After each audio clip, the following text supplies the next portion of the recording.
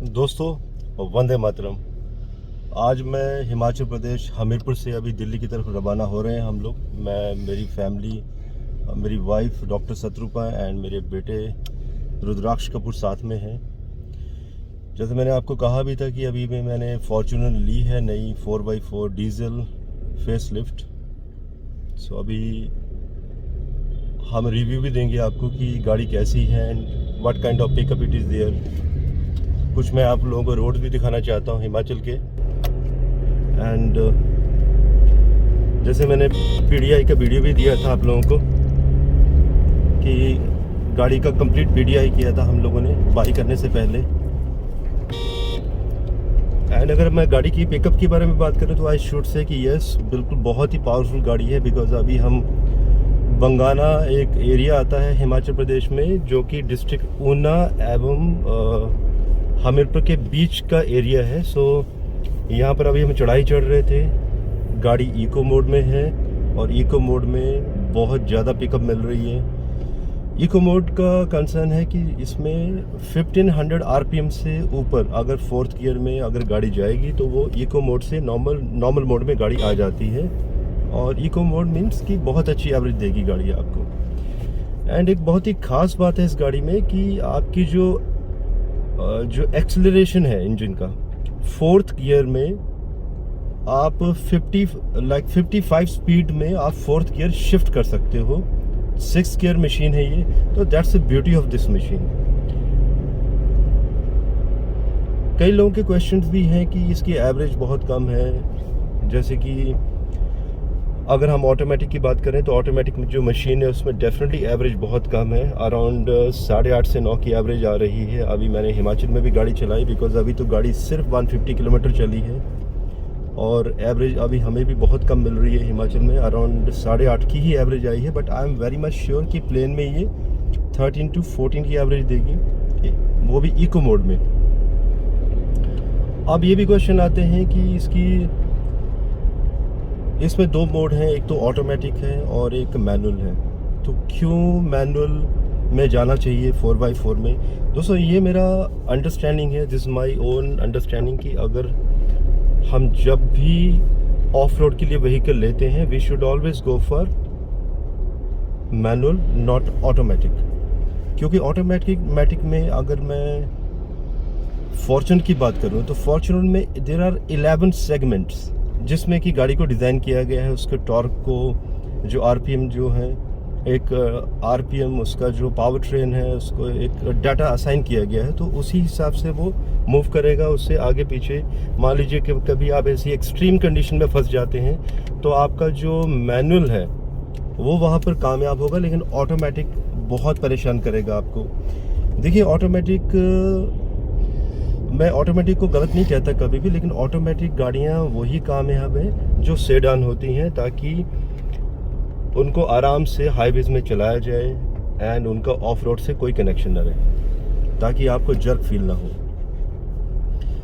मैंने ये जो फॉर्च्यूनर है इसमें मैंने ऑटोमेटिक भी गाड़ी चलाई है एंड मैनुअल को भी ड्राइव किया है। तो ऑटोमेटिक में मुझे कुछ सही नहीं लगा इन द टर्म्स कि जब हम सेकंड गियर शिफ्ट करते हैं ऑटोमेटिक में तो उसमें स्लैग बहुत ज़्यादा है, आपकी पिकअप टूट जाती है। और रही बात मैनुअल की, तो मैनुअल में तो देखिए मशीन जो है वो उसको आप चला रहे हो, मशीन आपको नहीं चला रही है, क्योंकि ऑटोमेटिक में वही होगा जो मशीन को असाइन किया गया है। तो इसमें अगर मान लीजिए आप चढ़ाई में कहीं फंस भी जाते हैं एंड ऐसी एक्सट्रीम कंडीशन में आपको लगता है कि you are not able to move, तो आप हाफ क्लच दबा के आप हाई एक्सेलरेशन भी कर सकते हो। इनफैक्ट आप आरपीएम को 1750 के ऊपर ले जा सकते हो, और जिससे क्या होगा, आपका टर्बो ऑटोमेटिकली स्टार्ट हो जाएगा एंड आप कितनी भी एक्सट्रीम कंडीशन में क्यों ना हो, आप इमीडिएटली आप गाड़ी को बाहर निकाल लोगे। And what about automatic? It will be very very difficult, क्योंकि कई बार ऐसी कंडीशन आएंगी कि ऑटोमेटिक इंजन आपका डिसाइड ही नहीं कर पाएगा कि जैसे चढ़ाई है, ठीक है, सब कुछ ऑटोमेटिक है, असाइन किया गया है, लेकिन इंजन को कई बार जो ट्रांसमिशन है वो डिसाइड नहीं कर पाता है कि उसको करना क्या है, एंड उसकी वजह से गाड़ी पिकअप नहीं ले पाती है जब एक एक्सट्रीम कंडीशन पे गाड़ी फंस जाती है। मीन्स देखिए, जब तक आपका टर्बो ऑन नहीं होगा, 1750 आरपीएम पे इसका टर्बो ऑन होता है, तो आप खुद सोचिए कि आप एक्सट्रीम कंडीशन से बाहर कैसे आओगे आप। अब देखिए दोस्तों, अभी ये चढ़ाई चढ़ने जा रही है एंड इको मोड में हूँ मैं। There is a huge pickup and एक बात बहुत ही ख़ास है फॉर्च्यूनर फेसलिफ्ट में, इससे पहले की जो गाड़ी थी, क्योंकि फॉर्च्यूनर फेसलिफ्ट लॉन्च हुई थी 5 जन 2021 को, तो इससे पहले के जितने भी फॉर्च्यूनर के मॉडल थे उसमें एक तो नॉइज़ बहुत ज़्यादा थी एंड साथ में एक स्टिफनेस थी गियर्स में, सॉरी शॉकर्स में स्टिफनेस थी, लेकिन इस गाड़ी में स्टिफनेस नहीं है। Shockers are very very soft. और अगर हम टर्न्स की भी बात करें, बहुत रिस्की होता है कि आप एक एसयूवी को टर्न्स पे शार्प कटिंग करें, बिकॉज एसयूवी के पलटने का खतरा बहुत ज़्यादा होता है। बट आई वुड से कि इस बार टोयोटा ने बहुत अच्छा काम किया है। इसके जो इंडिपेंडेंट व्हील्स हैं, जो विंग्स पे जो काम हुआ है, क्योंकि शॉकर जो पहले था बहुत स्टिफ था, शॉकर का जो डिज़ाइन था पुराने वाला वो एक डिफरेंट डिज़ाइन था। मैंने पीडीआई में वीडियो में भी बताया था, एक हुक सी लगी हुई थी जिससे क्या होता था कि एक्सट्रीम ऑफ रोड कंडीशंस में आपका शॉकर टूटने का बहुत खतरा होता था, और बहुत सारे शॉकर्स टूटे भी हैं। आप कभी यूट्यूब में डालेंगे तो आपको बहुत सारे ऐसे वीडियोज़ आ जाएंगे जिसमें शॉकर्स बहुत ज़्यादा टूटे थे पुरानी गाड़ी के। लेकिन इसका शॉकर का डिज़ाइन एक तो चेंज कर दिया गया है, दैट्स अ प्लस पॉइंट, और जिससे गाड़ी बहुत सॉफ्ट चल रही है। टर्न्स पे मैं ये नहीं कहूँगा कि एक सेडान जैसी फीलिंग है, सेडान होती है क्योंकि उसका टर्न का पता नहीं चलता है, लेकिन इसमें भी आप बहुत ही शार्प टर्न ले सकते हो, मतलब गाड़ी पलटने का खतरा नहीं है। और मैंने 1 साल पहले ही इस गाड़ी के बारे में डिसाइड कर लिया था कि मुझे फॉर्च्यूनर ये वाली चाहिए, बिकॉज इसमें जब ये थाईलैंड में मॉडल लॉन्च हुआ था तो उसके रिव्यूज़ देख लिए गए थे पहले ही कि किस तरह से शार्प टर्न। मूस टेस्ट में भी एक कोई मैंने यूट्यूब में वीडियो देखा था किसी का, मैंने थाईलैंड में, तो उन्होंने मूस टेस्ट किया था इसी गाड़ी के ऊपर। तो मूस टेस्ट में ये गाड़ी ज़बरदस्त परफॉर्म की थी, मीन्स कि इससे जो पहले का मॉडल था और जिस तरह से वो मूस टेस्ट को किया गया था, डेफिनेटली पुरानी गाड़ी पलट जाती थी मोड़ पे। और अगर मैं अपनी भी बात करूं, जिस तरह से मैं ड्राइव करता हूं, अगर मेरे पास पुरानी फॉर्च्यूनर होती तो नो डाउट कुछ मिस हैपनिंग होने के चांसेस 100% थे, बिकॉज जिस तरह से हम टर्न्स लेते हैं, अभी भी आप देख रहे हैं गाड़ी स्लिप हो रही है, पीछे से रोल हो रही है एंड गाड़ी स्किड कर रही है अभी भी, जिस तरह से मैंने अभी टर्न लिया है। तो अगर ये पुरानी वाली गाड़ी होती थी तो डेफिनेटली या तो ड्रिफ्ट कर जाती थी या तो पलटने के चांसेस पूरे थे इसमें। इस गाड़ी में और भी बहुत ही ख़ास बात यह है कि एक तो जो पुराना इंजन है, इंजन में कोई चेंजेस नहीं किए गए हैं। पहले जो इंजन था 2750 सीसी सेम इंजन है। पहले BHP था 177, अभी BHP है 205।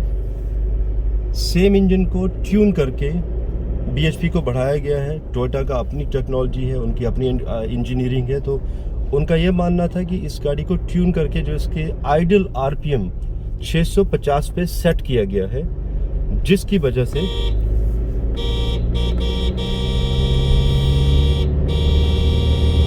तो आप लोगों ने दोस्तों देखा कि अभी हमें टर्न लेना था तो इंस्टेंट पिकअप, वो भी इको मोड में।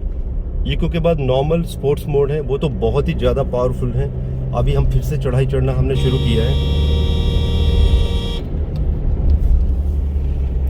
एंड टर्न्स में इट्स ब्यूटीफुल मशीन, एक सेडान जैसी फीलिंग देती है। या सो मैं बता रहा था BHP के बारे में। BHP is 205 now, 650 ideal RPM पे सेट किया गया है इसको। और जो आपका ट्रांसमिशन है, ट्रांसमिशन में मेजर चेंजेस किए गए हैं, 6 गियर लॉन्च किए गए हैं एंड जो एक्सेलरेशन है, मुझे यामा की बात आ जाती है याद। जब हम यामा की बाइक्स चलाते थे तो उसमें ये होता था कि आपके अगर गाड़ी कम स्पीड में भी होती थी, जहाँ पर दूसरा गियर चाहिए होता था, अगर आप 4th गियर लगा देते थे तो एक्सेलरेशन टूटता नहीं था। तो यामा की बाइक्स की एक बहुत ज़बरदस्त खूबसूरती थी और यही खूबसूरती मुझे कुछ इस गाड़ी में भी देखने को मिल रही है, बिकॉज आप 2800 सीसी में आप एक्सपेक्ट नहीं कर सकते कि आप 4th गियर 55 के बाद दे दोगे, नहीं ले सकते। बिकॉज मैं आज भी पुरानी वरना चलाता हूँ, इट्स ए डीजल मशीन, उसमें आज भी अगर हमें 4th गियर लगाना होता है तो कम से कम स्पीड चाहिए होती है 70 की, means it has a high torque. अच्छा, इसमें एक तो गाड़ी में क्या क्या बदलाव किए गए हैं, इसका जो कंप्रेशन रेशियो है पहले से ज़्यादा बढ़ाई गई है, टर्बो पहले से ज़्यादा बड़ा किया गया है। अगेन दोस्तों इंजन सेम है लेकिन ट्रांसमिशन चेंज, कंप्रेशन रेशियो बढ़ाई गई है, टर्बो बड़ा किया गया है। इसके साथ साथ जो आपका एक्सेलरेशन है वो पहले से ज़्यादा स्ट्रॉन्ग है, और साथ साथ में ये फ्यूल एफिशिएंट है पहले से, इसकी एवरेज को भी बढ़ाया गया है। आप लोग देख रहे हैं जिस तरह से टर्न कट रहे हैं, मेरी स्पीड ऑलमोस्ट इस टाइम पे आई एम इन 60 की स्पीड से मैं कटिंग कर रहा हूँ, तो कोई भी गाड़ी में नॉइज़ नहीं है एंड गाड़ी रोल भी नहीं हो रही है, बिकॉज अगेन सेडान रोल नहीं होती है। और ऐसी अभी स्पीड मेरी 45 है इस टाइम पे टर्न पे, नाउ इट्स 60। सो ये हिमाचल के रोड हैं। इससे पहले मैंने कभी आपको वीडियोस दिखाया था फेसबुक पे जिसमें मैंने बताया था कि these are the jalebi roads, और जलेबी रोड्स में आप इतनी स्पीड एसयूवी में नहीं एक्सपेक्ट कर सकते। मीन्स आप स्पीड दोगे तो आपको इट्स रिस्की ऑलवेज। सो इसमें एक तो बहुत सारी चीज़ें हैं, आपका जो ब्रेकिंग सिस्टम है एंड गाड़ी का जो डिज़ाइन है, गाड़ी का जो स्टेबिलिटी प्रोग्राम है, एक तो स्टेबिलिटी प्रोग्राम दिया गया है इसमें ESP, EDB, equal distribution of brake and जो भी मीन्स जो बेसिक फीचर हैं वो तो सभी गाड़ियों में दिए जाते हैं, लेकिन एडवांस में, ताकि इसमें जो ESP प्रोग्राम दिए गए हैं जिससे क्या है कि गाड़ी खुद अपने आप को स्टेबल कर लेती है। जब एक रिस्क की कंडीशन आती है गाड़ी रोल होने की कंडीशन में, तो गाड़ी का जो ये प्रोग्राम है गाड़ी को स्टेबल करने की कोशिश करता है। सो दोस्तों I am really enjoying this vehicle, और अभी तक मुझे ऐसा कुछ ड्राइव में कुछ ऐसी कोई खामी नज़र नहीं आई। यस, सबसे बड़ी बात जो पहले वाली गाड़ी थी उसमें बहुत ज़्यादा हाई नॉइज़ थी इंजन में, आपकी कैबिन नॉइज़ बहुत ज़्यादा थी। इस गाड़ी में कैबिन नॉइज़ बिल्कुल भी नहीं है, और जब आप एक हाई स्पीड में जाते हैं, अभी आप लोगों ने बीप की आवाज़ सुनी होगी, एक मैसेज आ रहा है स्क्रीन पे कि स्पीड कम की जाए इको मोड पे। तो अभी 6 गियर पे हैं हम लोग एंड स्पीड इज़ अराउंड 110 की स्पीड है, तो कोई भी नॉइज़ नहीं है गाड़ी में। एंड जैसे पहले ये गाड़ी हवा काटती थी तो 90 के बाद थोड़ा सा नॉइज़ी हो जाता था।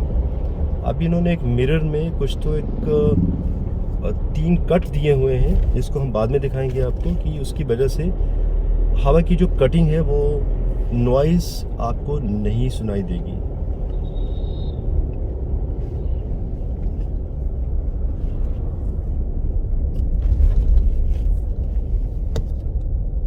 सो दोस्तों अभी हम दिल्ली के आसपास पहुंच चुके हैं।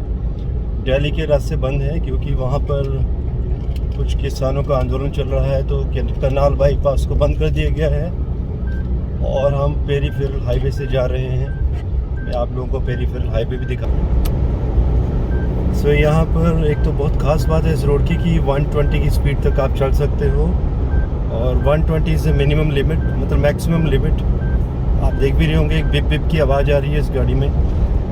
और हम रिव्यू की ही बात कर रहे थे, जब भी गाड़ी 120 से ऊपर जाती है, पहले भी ऐसे हुआ है, तो ये बिप बिप की आवाज़ आनी शुरू हो जाती है। मैंने जस्ट अभी कॉल भी किया है टोयोटा एजेंसी में, तो मैंने पूछा भाई उनसे कि भाई ये जो सेंसर है इसको बंद कैसे किया जाए। और अगर मैं एवरेज की बात करूं तो आई शुड से कि हाईवे में जो एवरेज आई है वो अराउंड 14.20 की एवरेज काउंट हुई है, और पहाड़ों में अराउंड 8.5 की एवरेज काउंट हुई थी। सो अभी बहुत जल्द हम दिल्ली पहुंचने वाले हैं, और आगे भी मैं आपको छोटे छोटे और भी रिव्यूज़ देता रहूँगा इस गाड़ी के बारे में। और अगर आप स्पीड में दिखाऊँ आपको तो थोड़ा सा आप एक फील भी देख सकते हो कि इस टाइम पे जो स्पीड है गाड़ी की, it's around 150 kilometre per hour. तो 150 में भी आप देख सकते हैं कि गाड़ी बहुत ज़्यादा स्टेबल है एंड कोई भी ज़्यादा नॉइज़ नहीं है बाहर से। एंड अभी इट्स अराउंड 160। सो अभी फैमिली है, उसके बाद मैं जाना नहीं चाहता हूँ।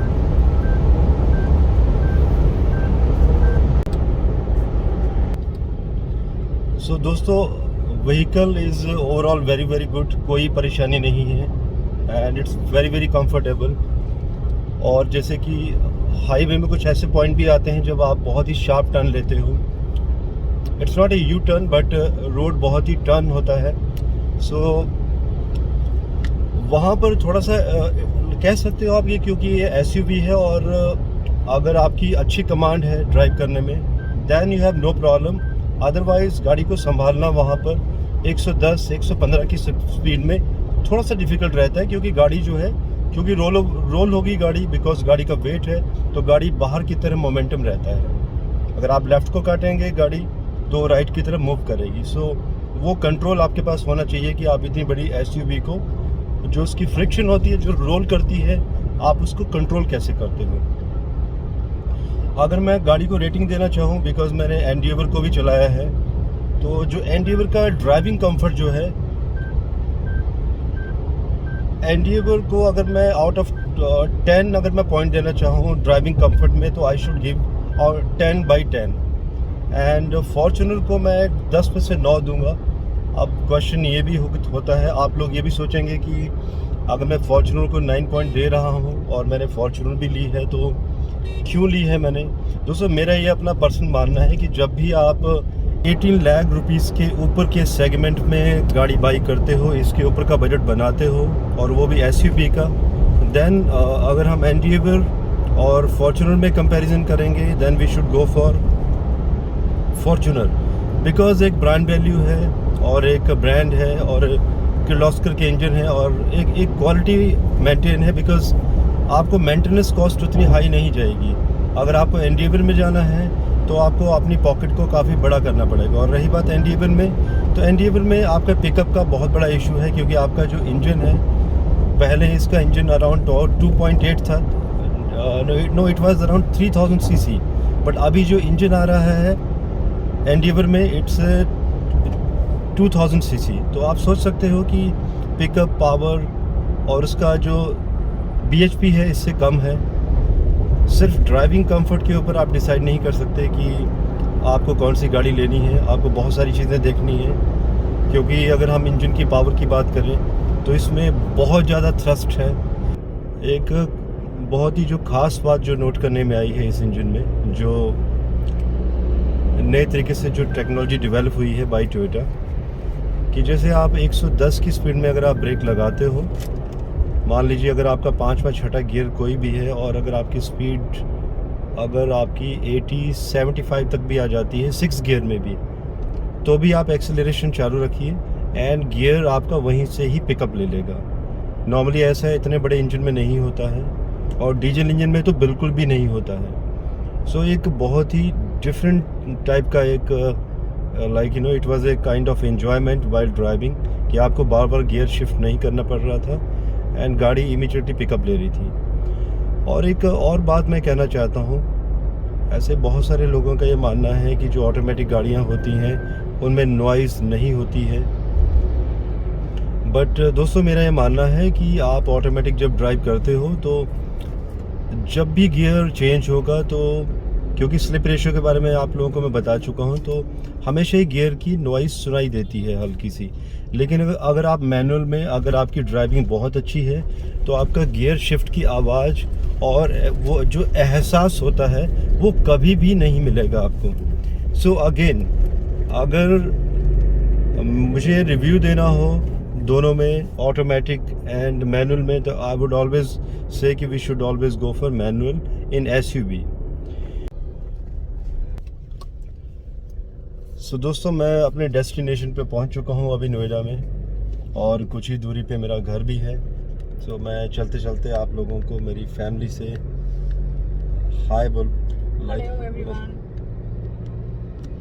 सो इसके बाद बहुत जल्द मैं आप लोगों को एक नया रिव्यू दूंगा एंड कुछ और भी बातें बताऊंगा इस गाड़ी के बारे में।